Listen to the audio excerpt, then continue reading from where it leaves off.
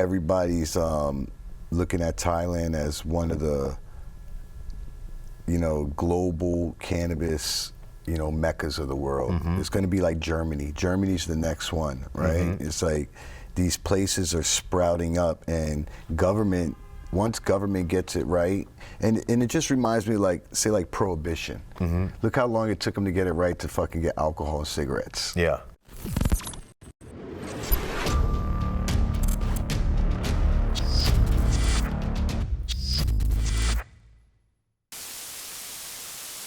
Good morning and good afternoon. It is Sunday, June 30th, 2024, and this is the Sunday Special Report. I'm your host, Jason Beck, and I'm joined today by Filthee of the Lvndr Boys. On this Sunday Special Report, we will be discussing Thailand. But before we do that, please make sure to smash that like button as well as subscribe to the channel if you haven't already. And as well, drop us a comment below of what you think about this week's Sunday Special Report on Thailand and what is happening to cannabis in that country. I would like to introduce Filthee of the Lvndr Boys, who has in-depth perspective on what's happening there. Lvndr Boys currently hold a number of medical licenses in the country of Thailand, as they move to remove adult use sales and consumption. You have any thoughts on this, Filthee? Well, first of all, thanks for having me. But I don't think Thailand was ever meant to be recreational. It was always meant to be medicinal, and now that they're pulling back on the laws in Thailand, I think everybody's mad because the government just let it go wild for the first 2 years. And so now that they're making it, putting the restrictions on it and changing the laws, I think people are kind of confused. So I have a lot of questions because I just wonder a lot of time about the enforcement, and we know, Thailand it's a dramatic shift from where Thailand is to where they were on policy and how they would enforce on cannabis crimes and whatnot. And to me, I view Thailand as almost like the New York of the East. And so are they going to be able to enforce and really close all of these places down? Like, do they have certain things in place to where they're going to be able to do that? Is it going to happen fast? Is it going to take a long time? Or how do you see this playing out? So if you look at the history of Thailand and look at the discipline that Thailand provides with narcotics, it's been very, very strict. It's been 3 years ago, it was death. Or 15 years in jail, right? So now that it's becoming a narcotic again, it's kind of like how Arizona and Vegas was with a no tolerance law. Back in the day, it's like if you got caught with a seed in Vegas or Arizona, you was going to jail or any paraphernalia. I remember that. They had it said on the sign too when you would enter Nevada, like, we do not tolerate cannabis at all. That? Like any form, whatever, you're immediately going to jail. So when cannabis became, like Arizona and Vegas, when it became legal, people like me that have gotten busted, in places like that, I went to Maricopa County Jail in Arizona for a joint. You wore the pink underwear and the pink socks. You know what I'm saying? It's like, so, now that that's how Thailand is. Thailand is literally going to be the hub of Asia, because now that Thailand has passed these laws, you're going to have Japan, Malaysia, Singapore, a lot of people, following suit with it on a medicinal level. And look what's happening in Europe, Australia, Germany. Everybody thinks it's recreational, but it's medicinal. It's still, medicinal, you know what I'm saying? So all these places, this is just the tip of the iceberg for medicinal global cannabis. Look at what's happening in the U.S. They're rescheduling it, right? Yeah. Well, we'll see. There's some stories that we covered this week that may slow that process down, and then this. But they're going in that direction. They're working towards that. There is work in progress going towards that. So I think on a medicinal level, Thailand has kind of like pulled the strings back because they want to make sure that it's not like California where it's all these glamorous signs and it's appealing to kids and they want to make it strictly medicinal. So it's going back to California 25 years ago. You need your doctor in your dispensary, In the dispensary. In the dispensary. That's an interesting twist, right there. It has to be in the location. When we used to do that, they used to call us paper mills. That's right. Yeah, that was a long time ago, man. Yeah. So I think that they're gonna release the announcement probably next week, next Monday, and they're going back to narcotic, and that law will go in effect probably January 1st, 2025. So they're gonna make this announcement tomorrow, you're telling us? No, they're gonna make the announcement Monday. That is tomorrow.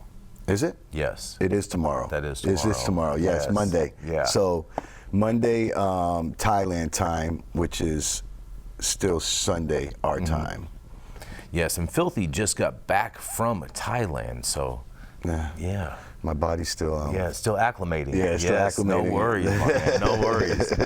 So today's article comes from Edition Pasquette, and a link will be included in the description below. The headline reads, you guys, oh yes, this Sunday special report. In Thailand, where legal weed was seen as salvation, the party is over. That's right, decriminalization didn't work out as planned, so the government is reversing course. And this article is by Max Kim. 2 years ago, soon after Thailand became the first Asian nation to decriminalize cannabis, Saranu Toprastrat and 3 friends joined a rush of pot entrepreneurs and launched the Channel Weed Store. They opened their third location last month, pouring $27,000 into the operation and bedding on storefront with a neon light in the shape of a marijuana leaf and a poster advertising prices as low as $4 US a gram. Days later, the country's prime minister announced that the government was reversing course and would ban adult use marijuana by the end of the year. We just talked about that, right? Yes. We just said that. We just talked about that. It was a shock. And Saranu, 33, says there were rumors of this happening before, but this time they sounded serious. As in California, legalization here hasn't worked out as planned. Promises of economic salvation for poor farmers have not materialized, and there are growing concerns that marijuana is harming children and making the already chaotic roads even more dangerous. Well, driving. I don't know if I agree with that. I don't necessarily agree with it either, but that's what they're saying. And a growing worry about methamphetamine, which remains illegal, has made drugs in general an appealing target for politicians. In preliminary elections last year, most political parties campaigned against the adult use of pot. They said things such as, drugs are a problem that destroys the future of the country, Prime Minister Srettha Thavisin said last month. And I'm sorry if I murdered their names. Many young people are addicted. We have to work fast.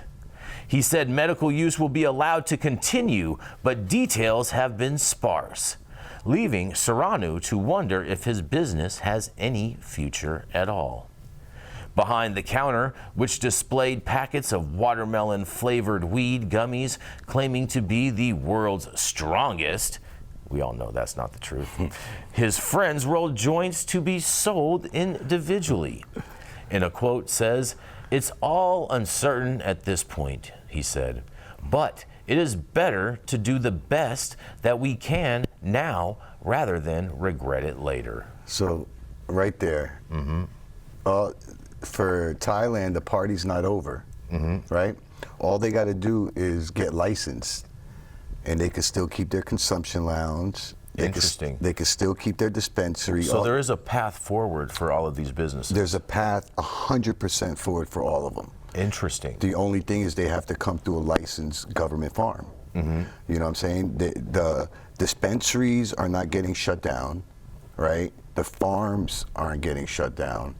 Now, the farms got to get GMP, GACP, and GAP license, right? So they gotta, go through the steps of getting licensed. The ones that don't get licensed, there's still, a life preserver for them too. You know what I'm saying? Because they will be able to take their inventory and off-take it. As long as it's tested and as long as it's licensed and all that. Yeah. So, but the dispensaries, all they're gonna have to do is like the signs, like he was talking about. Yeah, those signs will come down. They might lose a little bit of money for the money that they put into the signage and stuff like that. But they won't lose their customer or their clientele. All they're gonna have to do is put a doctor in there. Yeah. And buy from a licensed government farm. Wow.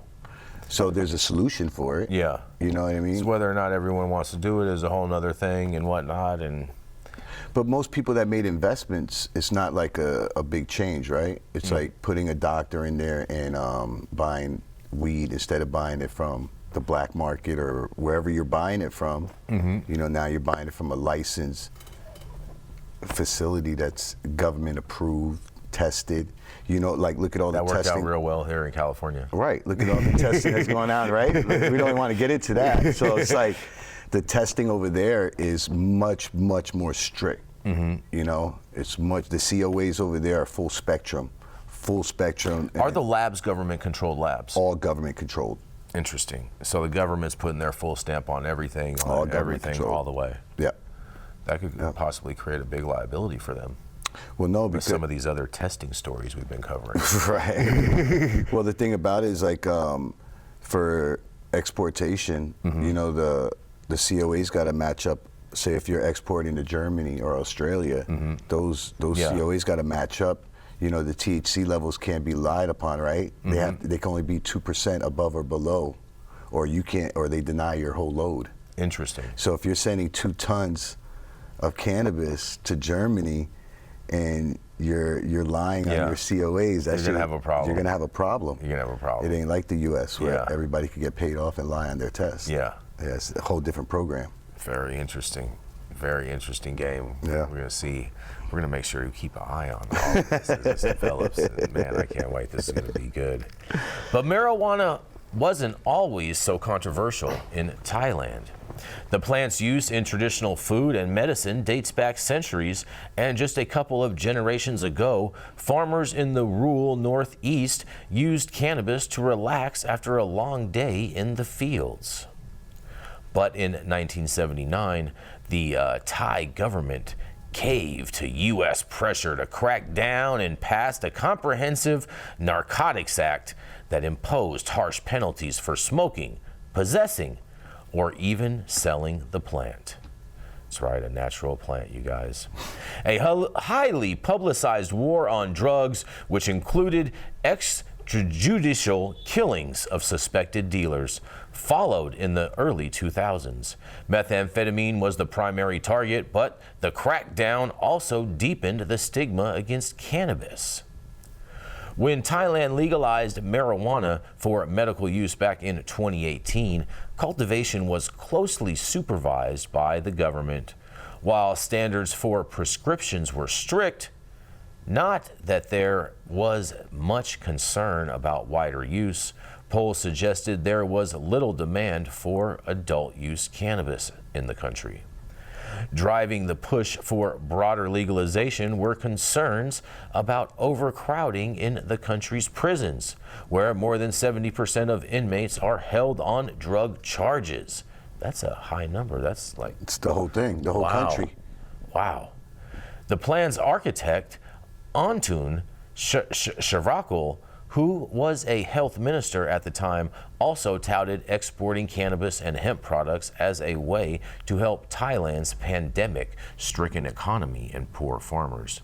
In June of 2022, the government removed marijuana from a list of banned narcotics, and with minimal regulation, the pot industry immediately took off in a way that few anticipated.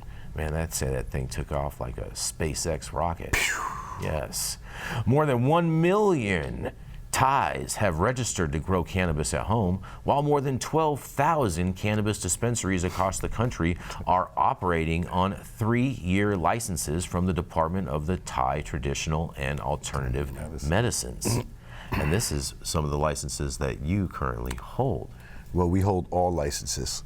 I hold all licenses in Thailand. So they have different type of licenses that you need to export, which is called a GMP license, a GACP, a GAP, a EU GMP, a CUCMS, ISO, narcotics license. So these licenses now, since the laws are changing, are required. So, you know, everybody has strategic ways of, you know, setting themselves up in the cannabis game. And, you know, I just happened to reverse engineer mine. You know, while everybody went and, you know, rushed to Thailand like the gold rush, right? Yeah. I sat back and I put all my time into licensing and getting compliance. Yeah. Right? So I sat back for 3 years, for 2.5, 3 years, strictly getting licenses and strictly teaming up with the biggest pharmaceutical and partners I could in Thailand. So once I locked that in, then my second step was to go get the offtake agreements with the different pharmaceuticals in different countries, you know, and so once I was successful at that, the third thing was to build a facility, and that's what I'm doing now.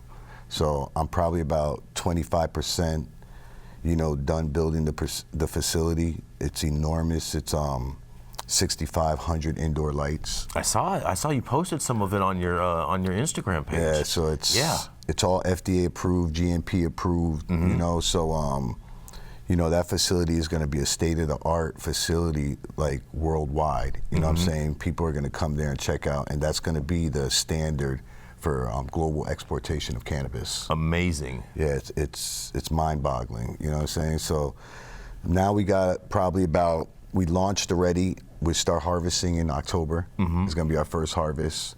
We'll probably harvest about, each room, we'll harvest about 250 kilos each room. You know, so for exportation, you know, and we got everybody lined up, man. You know, it's, and this isn't even for domestic. Yeah. This is not for domestic right now. This is all for exportation, for medicinal. Interesting. A lot of countries are strictly sticking on that medicinal side. Yeah. Strictly. Yes. So.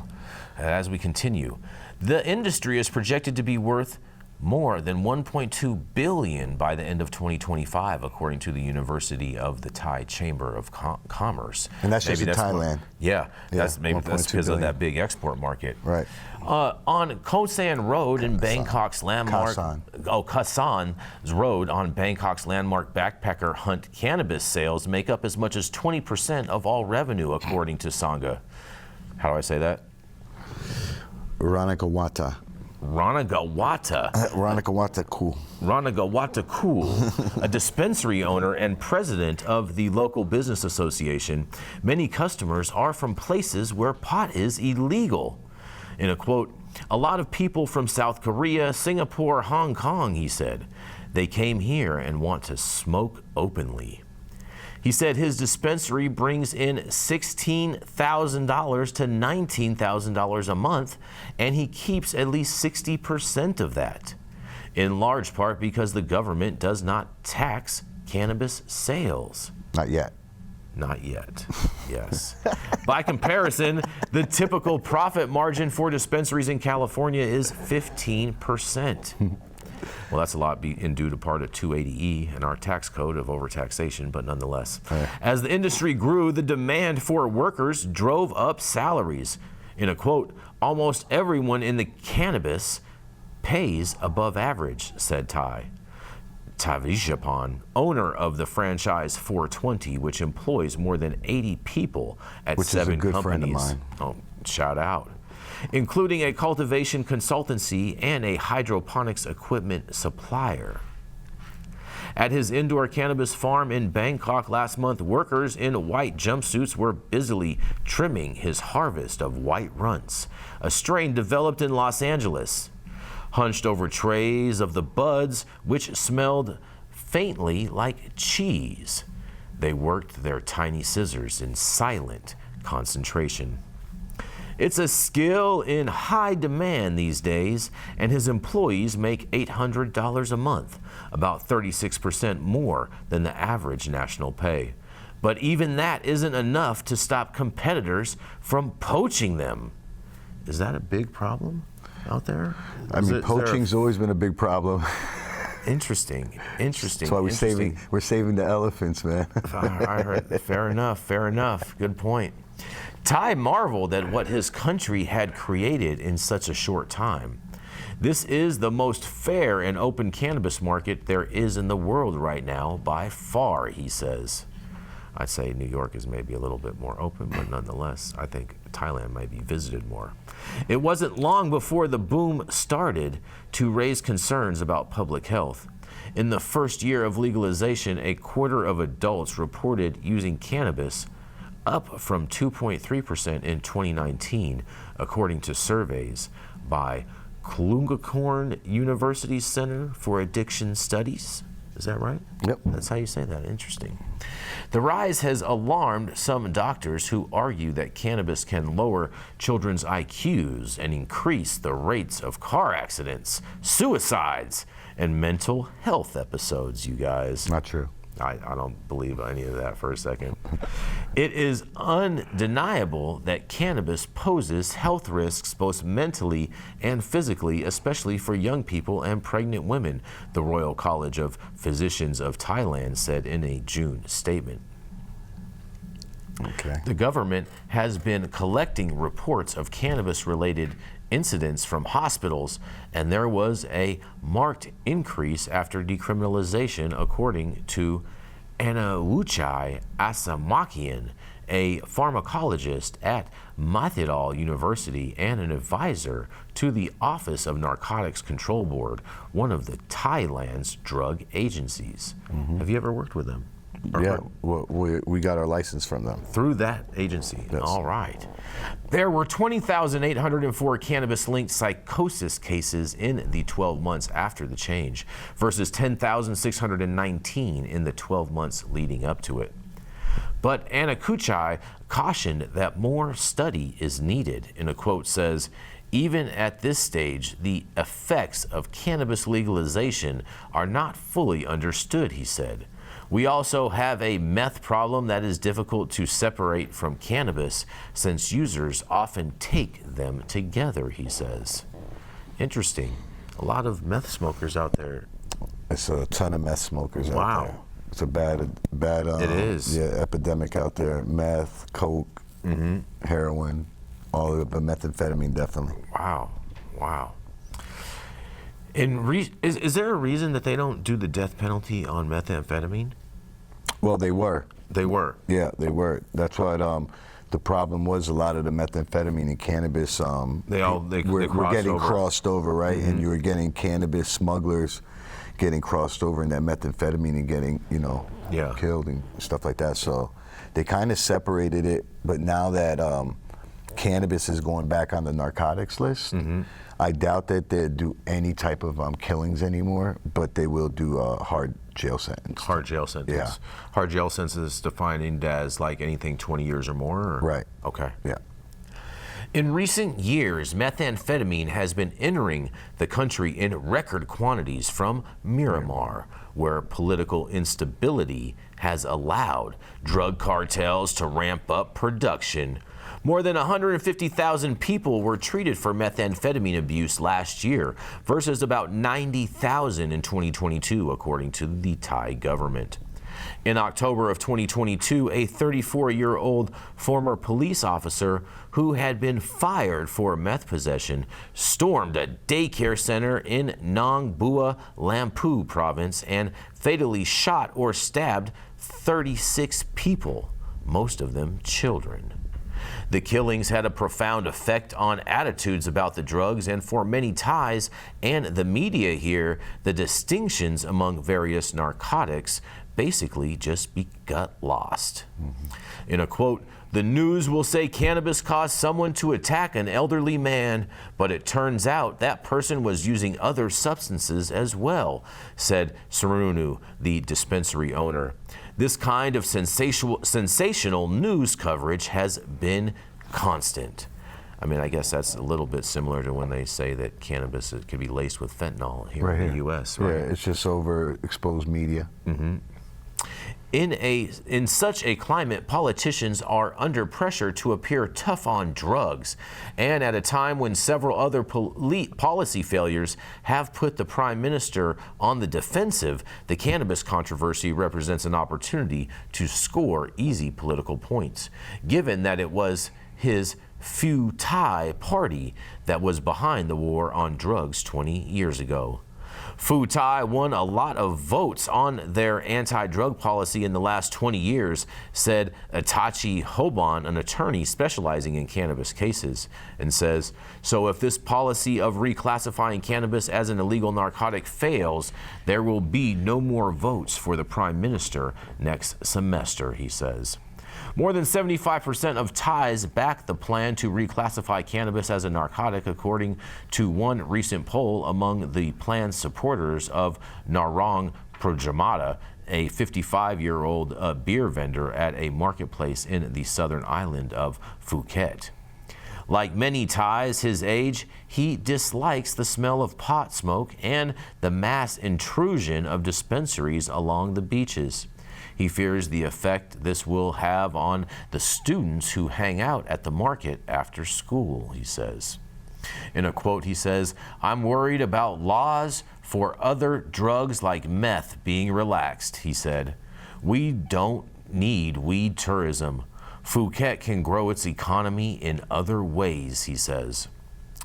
In California, the marijuana industry has been beset by illegal operations, worker abuses, and a failure to live up to its economic promise. Issues widely attributed to the heavily taxation and poor enforcement of regulations in Thailand. There are almost no regulations to enforce. The proponents of legalization here never intended to create a market that was so freewheeling. Back in early 2022, before removing cannabis from the illegal narcotics list, the Bhumthai Party, which was in power at the time, proposed a bill known as the Cannabis and Hemp Act that would have confined adult use to select tourist areas and required dispensaries to have traditional medical doctors on the premise. But the bill ran aground in the National Assembly. Yep, now it's back. Now it's back. Now it's back. And we are back, and we're back with a quote, because we prepared everything, but there was internal maneuvering to prevent the cannabis side from succeeding, said Anunachi, who worked on the legislation. The government pushed ahead with decriminalization anyway, allowing the weed industry to grow in what Anukuchai describes as a vacuum that has dragged on for over 2 years. Other than a handful of provisional measures, such as those against selling to people younger than 20 or smoking in public, regulations and enforcement are scant. Many vendors openly sell joints from illegal street stalls, and there are no rules that prevent licensed dispensaries from opening near schools. Do you see that as a problem? That is a problem. It is a problem, because you could go by a school in Thailand, there'd be about 10 dispensaries. You know what I mean? So there's no regulations, but that's what they're doing right now. So that's the reason why they're pulling back and they're regulating now, is because of these problems. Interesting. You know, this is part of the Save the Children. Noah Levitt adds, a former commercial grower from Los Angeles who moved to Bangkok in the winter to oversee the country's first hospital-run cannabis farm, said he has been alarmed by the lack of oversight in the adult use market, because his crop will be used to manufacture pain or end-of-life medicines for immune-compromised cancer patients in Thailand and abroad. The indoor facility is certified under the European Union's accreditation program for manufacturing and agricultural standards. But accreditation is voluntary for cultivators supplying dispensaries, and given the absence of a central tracking system for Thailand's commercial cannabis inventory, there is no way for authorities to recall products tainted with heavy metals, pesticides, or other contaminants. And that's all changing too. So that's why they're putting in the tracing system, which is like our metric system, and they're putting in the whole testing system. Interesting. But it's not metric. And it's not BioTrack, it's the government's own version of. Exactly. Interesting. Describing his experience at the dispensaries lining Sukhumvit Road, a tourist zone known for its strip clubs and massage parlors, Levitt Aid says 98% of these shops I've been to, all the weed has mold. You pop it open and there it is. 100%. As for the farmers, the economics haven't worked in their favor. In the early days, 2 pounds of dried cannabis buds could fetch about $11,000. Now cultivators can barely get $1,000 for some varietals. 100%. Making matters worse, Thailand is being flooded with weed illegally imported from California, where the market is also facing a glut. Yep. One smuggler in Phuket, a Thai national who asked not to be named, estimated that up to 70% of the region's dispensaries are selling imported cannabis. The majority of it low-quality overflow that was either illegally grown or failed testing in California, he said. He said it's flown in by Thai or American backpackers or so-called to local dispensaries at cut-rate prices. In a quote, he says, "I bring in about 100 kilograms a month," he said. "It's very low risk. Once we had a whole plane working for us." Many Thai cultivators facing bankruptcy are turning to exports for their own, sending pot to countries where it is illegal. In a quote, "It's now really difficult to move cannabis because of the prices," said one grower in the northern province of Chiang Mai, who spoke on condition of anonymity because he was afraid of regulation from his business partners and retaliation. Yep. Like many of other farmers in the area, he regularly offloads much of his inventory to a local wholesaler at heavily discounted rates. In a quote, he says, "They process it into brickweed and ship it to Malaysia, Laos, Korea, Taiwan," he said. A lot of growers use dispensaries as a storefront to showcase their products, but their sales are actually coming from wholesale, he says. Given the problems and the politics, even the former health minister who led the drive to decriminalize pot has grudgingly pledged his support for undoing that decision. In a quote, he says, "We can't take a personal attitude towards this," Ontuin, who has since joined the current government as interior minister, recently told the local media. But making cannabis illegal again is unlikely to go down easily.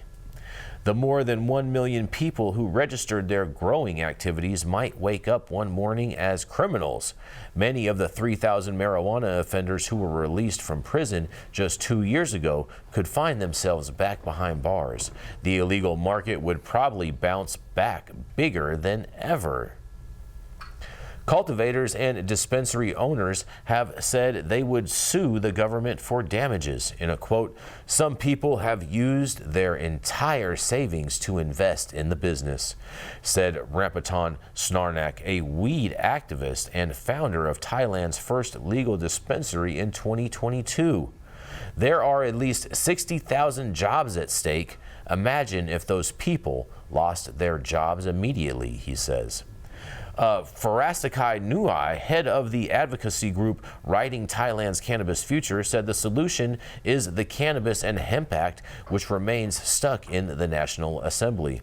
A proper regulatory framework, he said, could include measures to massage public concerns, such as stricter zoning to keep dispensaries away from children, as well as a better commercial licensing system to stabilize the market and protect small businesses.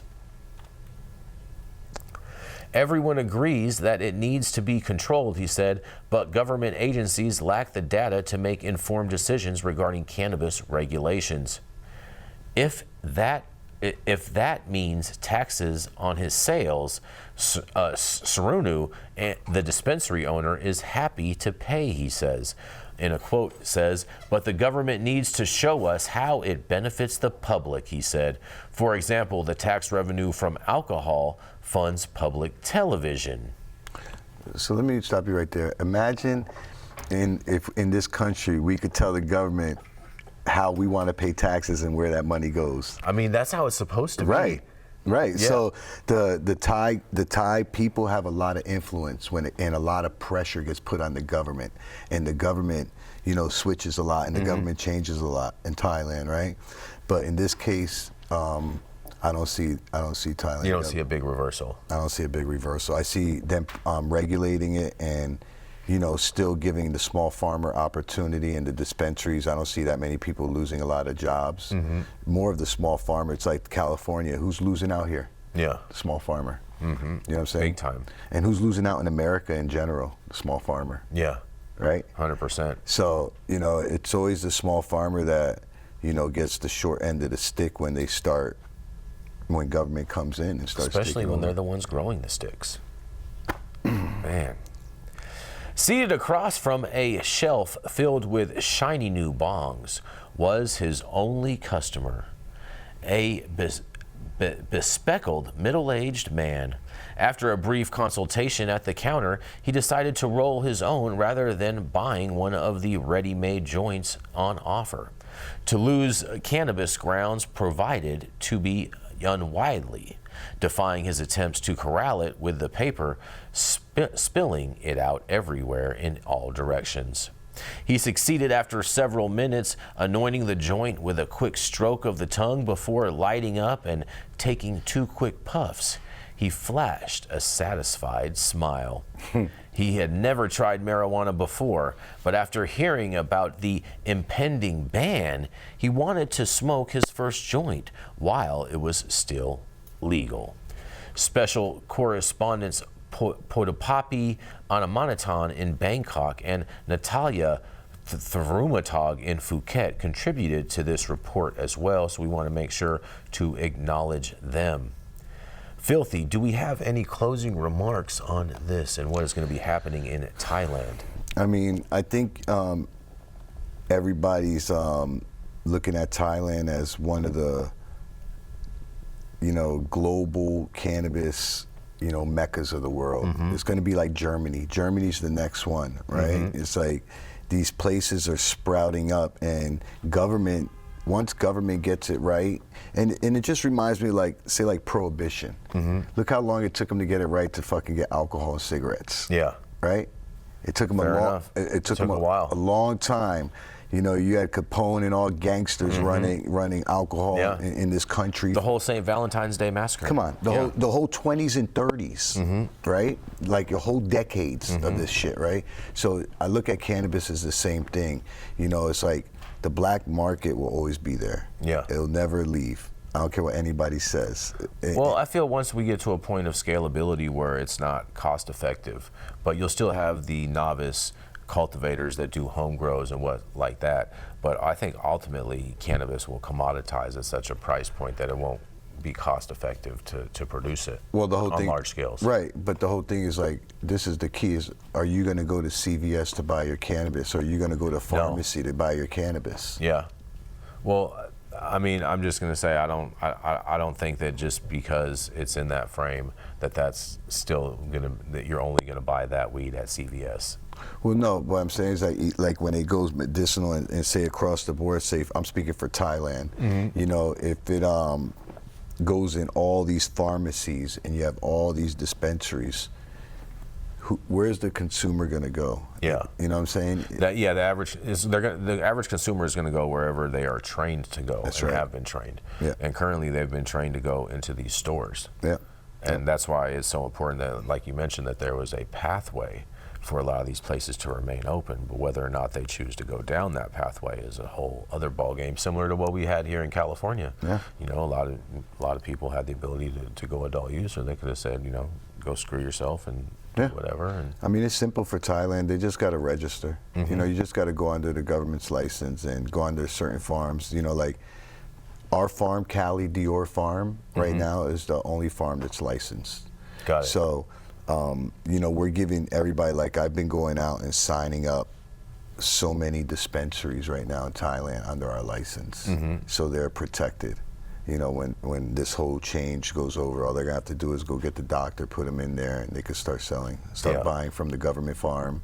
Yep. You know, a licensed, you know, farm, which is Packhand Group, you know, Lvndr farms, you know. Nice. So once they, you know, they do that, I think everything, it will come over smoothly. You know, there's going to be, you're always going to have people that are mad at the transformation and people that accept it. So, you know, you're going to have both sides. You know, you can't make everybody happy. Exactly. You took the words out of my mouth right there. Yeah, you can't make everybody happy. You can't. You just got to go where you're positioned in the cannabis game. A lot of people are positioned, you know, went straight to dispensary. Some went straight to farming. You know what I mean? It's like how you position yourself. I went straight to licensing. Yeah. You know, so. Fair enough. Well, this has been a fascinating look at what is happening in Thailand. And thank you all for tuning in to this week's Sunday Special Report. I'm your host, Jason Beck of High at 9 News, and thank you to my guest today, Filthee of the Lvndr Boys. Make sure to tune in to High at 9 News every Monday through Friday at 9 a.m. Pacific and high noon on the East Coast. We are America's #1 daily cannabis news show. Have a fantastic Sunday, fun day, everybody, and don't forget to smash that like button on your way out and subscribe to the channel if you haven't already, as well as drop us a comment below with what you think about this Sunday's Sunday Special Report on Thailand and what's really going on out there. And this episode was brought to you by High at 9 News and Cloud Media Partners. Have an amazing day, everyone. Oh, man. Yes, sir.